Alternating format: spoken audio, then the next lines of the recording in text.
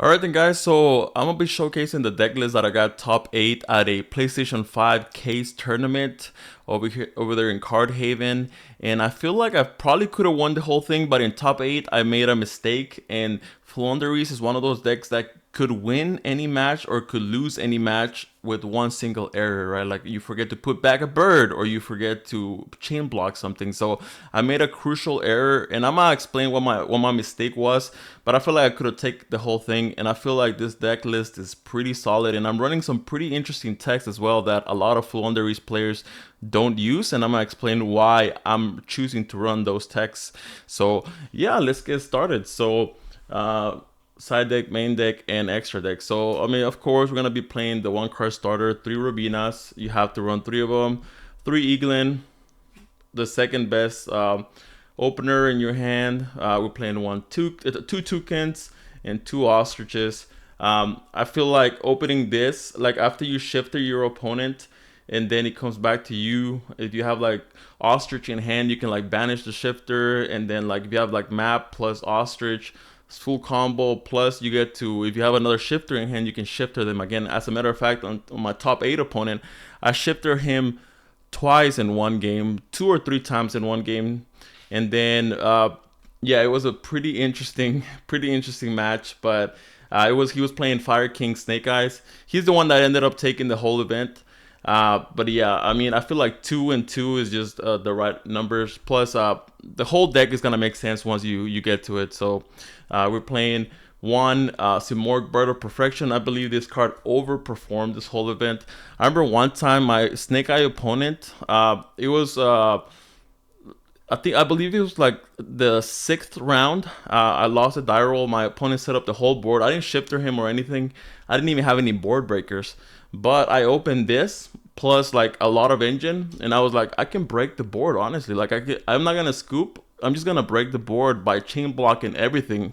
So Simorgh, Bird of Perfection came in so clutch. Opening this is so good. One DD Crow is searchable. This one underperformed, but I still wouldn't cut it because there are certain scenarios where like a single crow can like end an opponent's turn, right? Like if we're playing against Branded or something like that, hitting the Branded and red target, pretty good. So I would not cut the crow, even though it does conflict with shifter. So we're playing triple Empen.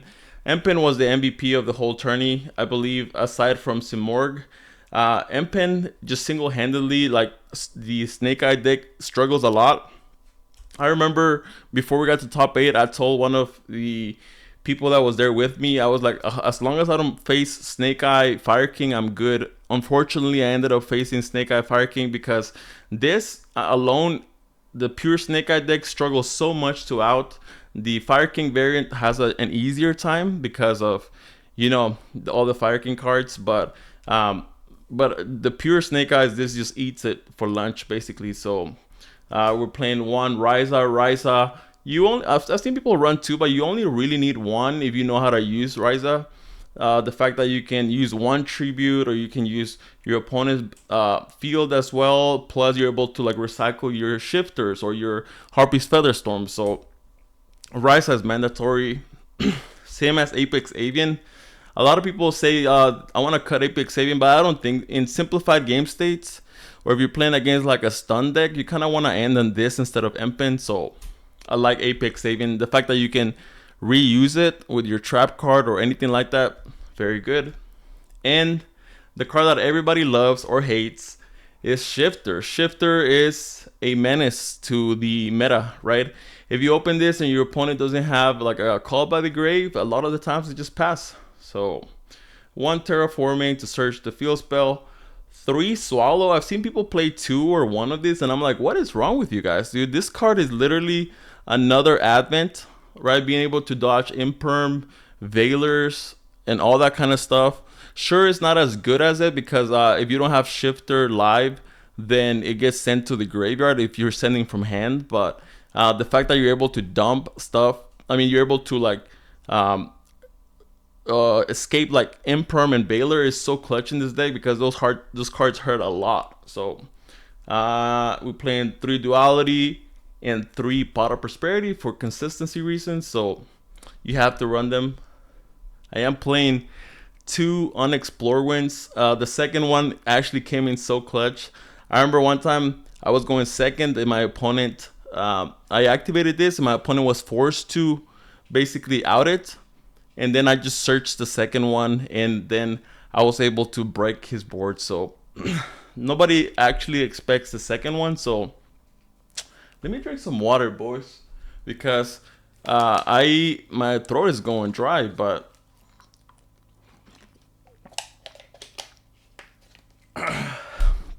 yeah, there we go. So we're gonna be playing 3 advents.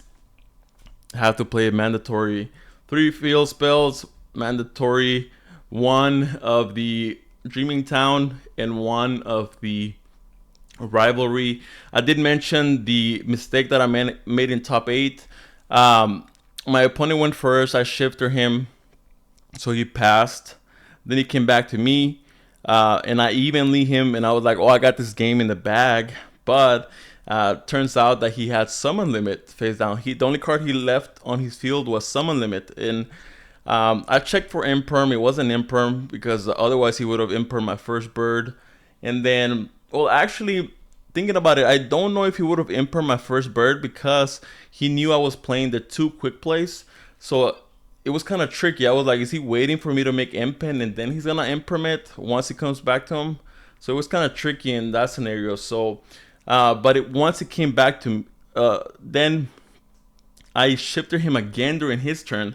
Then it came back to me, and the mistake that I made was I field spell Toucan, banish unexplored winds, grab back unexplored winds with Toucan, and instead of Toucan, I should have grabbed back the Dreaming Town because I was trying to out the summon limit, but instead of trying to out the summon limit, I should have searched Dreaming Town instead.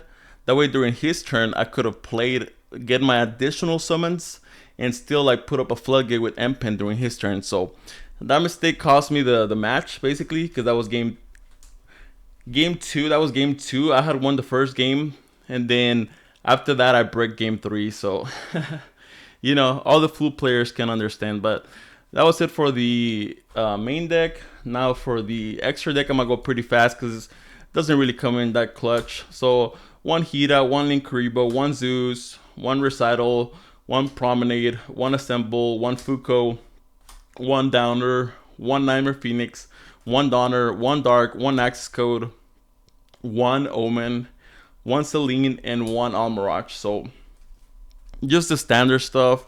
I didn't have SP at the time, so that's why I'm not running SP. But now I do have SP, so I would have run SP. But I mean, you know, the extra deck doesn't really come in that useful when you're playing Flunder.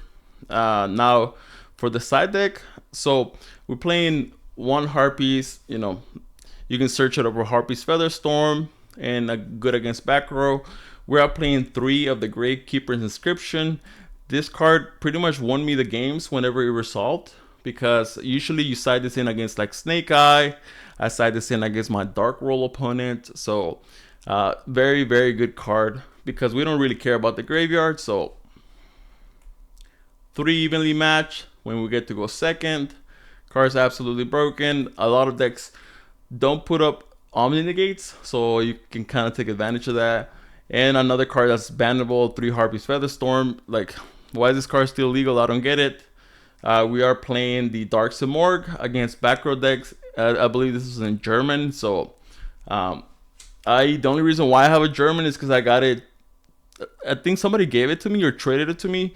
So I was like, I'll take what I can get. So we're playing 1 Snowl. Good against Kashtira. I knew some people were on Kashtira during this tournament, so I'm like, let me just side this in against Kashtira, because being able to Book of Eclipse the Kashtira monsters is very good.